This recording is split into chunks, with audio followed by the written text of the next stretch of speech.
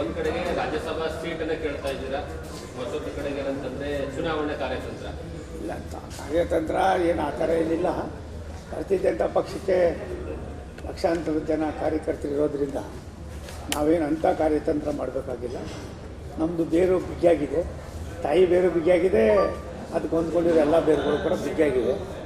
ಮತ್ತು ಲಕ್ಷಾಂತರ ಜನ ಕಾರ್ಯಕರ್ತರ ಶ್ರಮ ಇದೆ.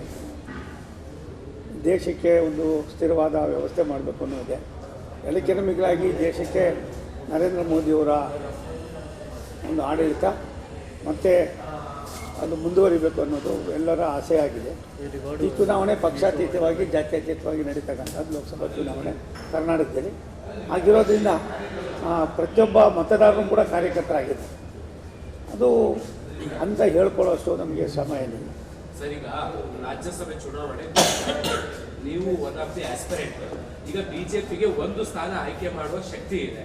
ನೀವು ಇದಕ್ಕೆ ಸಂಬಂಧಪಟ್ಟಂಗೆ ಡೆಲ್ಲಿಲಿ ಮಾತುಕತೆ ನಡೆಸ್ತಿದ್ದೀರಾ, ಯಾರು ಭೇಟಿ ಆಗ್ತಿದ್ದೀರಾ? ನಾನು ಹೋದ ಸಾರಿನೇ ಬಂದಾಗ ನನ್ನ ಭಾವನೆಯನ್ನು ವ್ಯಕ್ತಪಡಿಸಿದ್ದೀನಿ, ವರಿಷ್ಠಕ್ಕೆ ತಿಳಿಸಿದ್ದೀನಿ. ಅವರು ಯಾರು ಕೊಡ್ತಾರೆ ಅನ್ನೋದು ನಮಗೇನು ಇದಿಲ್ಲ. ಒಂದು ನಮಗೇನು ಕೊಟ್ಟರೆ ಅದನ್ನು ಒಳ್ಳೆ ಕಾಲದಲ್ಲಿ ಕೆಲಸ ಮಾಡಿ ಆ ಹುದ್ದೆಗೆ ಅದಕ್ಕೂ ಕೂಡ ರಾಜ್ಯಸಭೆಗೂ ಕೆಲಸ ಮಾಡೋದಕ್ಕೆ ಅವಕಾಶ ಇದೆ. ರಾಜ್ಯಸಭಾ ಸದಸ್ಯ ಆದವನು ಯಾವ ರೀತಿ ಸ್ಪಂದಿಸ್ಬೋದು ಅನ್ನೋದಕ್ಕೆ ಇನ್ನೊಂದಷ್ಟು ಶಕ್ತಿ ತುಂಬುವಂಥ ಪ್ರಯತ್ನ ಮಾಡ್ತೀನಿ. ಕೊಡಲಿಲ್ಲ ಅಂದರೆ ನನಗೇನು ಬೇಸರಿಕೆ ಇಲ್ಲ. ಇದರ ನಡುವೆ ತುಮಕೂರು ಲೋಕಸಭಾ ಕ್ಷೇತ್ರಕ್ಕೂ ಕೂಡ ಸೋಮಣ್ಣ ಸ್ಪರ್ಧಿಸ್ತಾರೆ ಅನ್ನೋದು, ಒಂದು ಕಡೆ ರಾಜ್ಯಸಭೆ, ಒಂದು ಕಡೆ ಲೋಕಸಭೆ. ರಾಜ್ಯಸಭಾ ಆಗ್ಬೋದು, ಬಟ್ ಹಿರಿಯರಾದ ಬಸವರಾಜಣ್ಣ ಅವರು, ನನಗೂ ಅವ್ರಿಗೂ ಸುಮಾರು 40 ವರ್ಷದ ಒಡನಾಟ. ಒಟ್ಟಿಗೆ ನಾವು ಅವ್ರು ಬೇರೆ ಪಾರ್ಟಿಲಿದ್ದಾಗ ಕೂಡ ನಾನು ಬೇರೆ ಪಾರ್ಟಿಲಿದ್ದರೂ ಕೂಡ ನಮ್ಮ ಆತ್ಮೀಯತೆ ಎಲ್ಲವೂ ಆಗಿತ್ತು.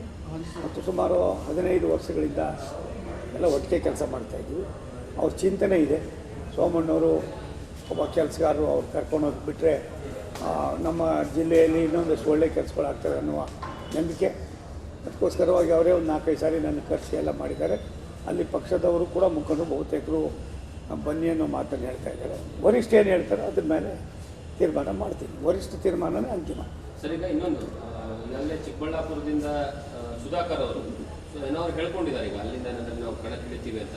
ಬಿಜೆಪಿಯಲ್ಲಿ ಈ ಸಂಸ್ಕೃತಿ ಇರಲಿಲ್ಲ, ಇದು ಹೊಸದಾಗಿ ನಾಂದಿ ಹಾಕಿದಂಗೆ ಆಯ್ತು ಅಥವಾ ಏನಂದ್ರೆ ಅವ್ರಿಗೆ ವರಿಷ್ಠರು ಭರವಸೆ ಕೊಟ್ಟಿದ್ದಾರೆ ಅಂತ ನನಗೆ ಗೊತ್ತಿಲ್ಲ. ಸುಧಾಕರ್ ಅವ್ರು ಏನು ಹೇಳಿದ್ದಾರೆ ನನಗೆ ಖಂಡಿತ ಗೊತ್ತಿಲ್ಲ. ಅವಶ್ಯಕತೆ ಇಲ್ಲ. ಪಕ್ಷ ತನ್ನದೇ ಆದಂಥ ನೆಲೆಗಟ್ಟಿನ ಕೆಲಸ ಮಾಡ್ತಾಯಿದೆ. ಯಾವುದೇ ಕಾರಣಕ್ಕೆ ಗೊಂದಲ ಆಗೋದಕ್ಕಾಗಲಿ ಮತ್ತೊಂದಕ್ಕೆ ಅವಕಾಶ ಕೊಡೋದು ಸಮಂಜಸ ಅಲ್ಲ. ನಾನು ಅವರ ಮಾತನ್ನು ನಾನು ನೋಡಿಲ್ಲ. ನನಗೆ ಆ್ಯಕ್ಚುಲಿ ಮಾಹಿತಿ ಇಲ್ಲ. ಮಾಹಿತಿ ಇದ್ದರೆ ಅದು ಹೇಳೋದ್ರೊಳಗೆ ಅರ್ಥ ಇದೆ. ಇನ್ನೊಂದು ಸರ್, ಈಗ ಸುಮಲತಾ ಅವರಿಗೆ ಮಂಡ್ಯದಿಂದ ಬಿಜೆಪಿಗೆ ಟಿಕೆಟ್ ಕೊಡಬೇಕು ಅಂತ ಬಿಜೆಪಿಯ ನಾಯಕರುಗಳು ಕೇಳ್ತಿದ್ದಾರೆ, ಅದು ಸ್ಪೆಷಲಿ ಅಲ್ಲಿರುವಂತಹ ಶಾಸಕರು. ಒಂದು ಯಾರು ಕೇಳಿದ್ದಾರೆ ಮಾಡಿದ್ದಾರೆ ಅನ್ನೋದಕ್ಕಿಂತ ಹೆಚ್ಚಾಗಿ ವರಿಷ್ಠ ಏನು ತೀರ್ಮಾನ ಮಾಡ್ತಾರೆ ಅದು ಮುಖ್ಯ. ಸುಮಲತಾ ಅವರು 5 ವರ್ಷಗಳ ಕಾಲ ಲೋಕಸಭಾ ಸದಸ್ಯರಾಗಿ ತಮ್ಮ ಕಾರ್ಯನಿರ್ವಹಣೆಯನ್ನು ಜನ ಮೆಚ್ಚುವಾಗಿ ಮಾಡಿದ್ದಾರೆ. ತೀರ್ಮಾನ ಮಾಡೋದು ವರಿಷ್ಠ ಪಕ್ಷ. ಅವರು ಇಲ್ಲಿ ಸ್ವತಂತ್ರವಾಗಿ ನಿಂತಂಥವರು ಮತ್ತು ನಮ್ಮ ಪಕ್ಷಕ್ಕೆ ಇದಾಗಿದ್ದಾರೆ. ನಾವು ಎಲ್ಲ ಒಂದು ಕಡೆ ಇನ್ನೊಬ್ಬರಿಗೆ ಮುಜುಗರ ಮಾಡೋದಾಗಲಿ ಮತ್ತು JDS-ದವರು ನಮ್ಮ ಜೊತೆ ಬಂದಿದ್ದಾರೆ ಅಂತ ಅಂದ್ಬಿಟ್ಟು ಅವ್ರ ಮನಸ್ಸಿಗೆ ನೋವು ಕೊಡೋದಂಥದ್ದಾಗಲಿ ಇದು ಒಳ್ಳೆಯದಲ್ಲ. ಇದನ್ನು ಮಾಡಬಾರ್ದು. ವರಿಷ್ಠ ತೀರ್ಮಾನ ಏನು ಮಾಡಿದ್ದಾರೆ ಅದು ಅಂತಿಮವಾಗಿರ್ತದೆ ವಿನ ನಾವ್ಯಾರು ಅದನ್ನೆಲ್ಲ ಕ್ವಶನ್ ಮಾಡೋಕ್ಕೆ. ಕೇಳೋದು ಸಹಜ, ಕೇಳಲಿ. ಹಾಗಂತ ಅಂದ್ಬಿಟ್ಟು ಬೇರೆ ಬೇರೆ ರೂಪದಲ್ಲಿ ಮಾತನಾಡೋದ್ರೊಳಗೆ ಅರ್ಥ ಇದೆ. ಈಗ ಅಮಿತ್ ಶಾ ಅವ್ರನ್ನ ಅಥವಾ ನಡ್ಡಾ ಅವ್ರನ್ನ ಯಾರು ಭೇಟಿ ಆಗ್ತಾರೆ? ನಾನು ಸಾಧ್ಯವಾದರೆ ನಡ್ಡಾ ಸಾಹೇಬ್ರಿಗೆ ನೋಡ್ತೀನಿ. ಬಿಟ್ಟರೆ ನನ್ನ ಖಾಸಗಿ ಒಂದು ಕೆಲಸ ಇತ್ತು. ಬೆಳಗ್ಗೆ ಹೋಗಿ ನಾನು ಬೆಳಗ್ಗೆ 6 ಗಂಟೆಗೆ ಹೋದವನು ನೋಡ್ಕೊಂಡು ಬಂದಿದ್ದೀನಿ. ಇನ್ನೊಂದು 20 ನೋಡೋದಿದೆ, ನೋಡ್ತೀನಿ. ಮತ್ತು ಪ್ರಹ್ಲಾದ್ ಜೋಶಿ ಅವರು ಅವ್ರು ಬರೋಕ್ಕೆ ಹೇಳಿದ್ದಾರೆ, ಅಲ್ಲಿ ಹೋಗ್ತೀನಿ. ಯಾರು ಸಿಗ್ತಾರೋ ಒಂದು ನಮಸ್ಕಾರ ಎಲ್ಲ ತಯಾರಿ ಮಾಡ್ಕೊಳ್ತಿದ್ದೀರಿ? ತಯಾರಿ ಅನ್ನೋದು ಏನಿಲ್ಲಪ್ಪ. ನಮಗೇನು ಕೊಟ್ಟರೆ ಕೆಲಸ ಮಾಡ್ತೀವಿ, ಇಲ್ಲ ಅಂದರೆ ಇನ್ನೇನು ಕೆಲಸ ಕೊಡ್ತಾರೆ ಅದನ್ನು ನೋಡ್ತೀವಿ.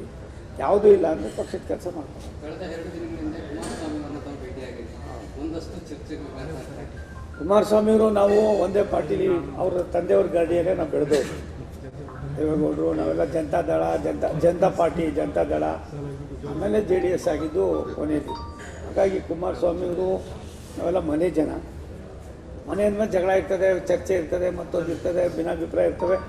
ಈ ಎಲ್ಲದಕ್ಕಿಂತ ಮಿಗಿಲಾಗಿ ಅವರು 2 ಬಾರಿ ಮುಖ್ಯಮಂತ್ರಿಗಳಾಗಿ ರಾಜ್ಯಕ್ಕೆ ತನ್ನದೇ ಆದಂಥ ಕೊಡುಗೆಯನ್ನು ಕೊಟ್ಟಿದ್ದಾರೆ.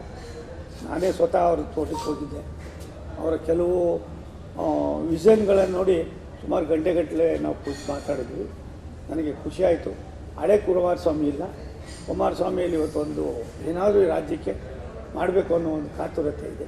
ಒಂದಷ್ಟು ಚರ್ಚೆಗಳು ಅಂತಂದರೆ ನೀವು ಇದು ಹೈಕಮಾಂಡನ್ನು ಭೇಟಿ ಮಾಡ್ಕೊಳ್ತೀರಿ, ಅದಾದ ನಂತರದಲ್ಲಿ ಕುಮಾರಸ್ವಾಮಿ ಅವರು ಬರ್ತಾರೆ, ಅದಾದ ನಂತರದಲ್ಲಿ ನೀವು ಕುಮಾರಸ್ವಾಮಿ ಅವರು ಭೇಟಿ ಆಗ್ತೀರಿ, ಒಂದಷ್ಟು ಚರ್ಚೆಗಳು ಹೋಗ್ತಾ ಇದೆ. ಇದೆಲ್ಲವೂ ನೋಡಪ್ಪ ರೊಟೀನ್ ವರ್ಕ್. ಎಲ್ಲಿವರೆಗೂ ಚುನಾವಣೆ ಘೋಷಣೆ ಆಯ್ತದೆ ಹಾಕೋದಿಲ್ಲ ಅಲ್ಲಿವರೆಗೂ ಇರ್ತದೆ. ಘೋಷಣೆ ಆಗಿ ಚುನಾವಣೆ ಕ್ಯಾನ್ವಾಸ್ ಆದಮೇಲೆ ಇದು ಬಿಡ್ತೀವಿ, ಅದು ಹೋಯ್ತೀವಿ. ಸರ್, ಇನ್ನೊಂದು ಚರ್ಚೆ ಇದೆ. ಈ ಸದ್ಯ ಬಿಜೆಪಿಯ ರಾಜ್ಯದ ಹೈಕಮಾಂಡ್ ಕುಮಾರಸ್ವಾಮಿ ಫ್ಯಾಮಿಲಿ ಆಗಿದೆ, ಅಂದ್ರೆ ದೇವೇಗೌಡರ ಕುಟುಂಬ ಆಗಿದೆ. ಹಾಗಂತ ಬಹಳಷ್ಟು ಜನ ಬಿಜೆಪಿ ನಾಯಕರು ಅವ್ರನ್ನ ಭೇಟಿ ಮಾಡ್ತೀವಿ. ಎಲ್ಲ ಒಂದು ನಿಮಿಷ ತಾಳಿ ತಪ್ಪೇನಿದೆ. ದೇವೇಗೌಡರು ಈ ರಾಷ್ಟ್ರದ ಮಾಜಿ ಪ್ರಧಾನಿಗಳು. ನಮ್ಮ ರಾಜ್ಯದ ಪ್ರತಿಯೊಂದು ಕೂಡ ಒಂದು ಅಂಕಿ ಅಂಶಗಳಿಂದ ಹಿಡಿದು ಅವರ 55 ವರ್ಷಕ್ಕೂ ಮೇಲ್ಪಟ್ಟ ಅವ್ರ ರಾಜಕೀಯ ಜೀವನ ಒಂದು ರೀತಿ ತೆರೆದ ಪುಸ್ತಕ ಇದೆ.